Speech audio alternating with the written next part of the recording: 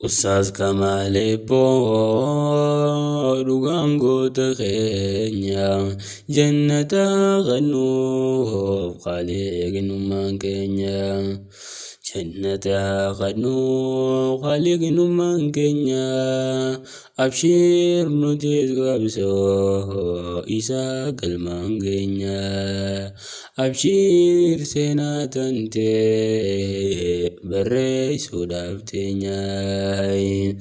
Ustaz Kamalee dhugaan goota keenya jannata qanuuf qaaliiqnummaan keenya.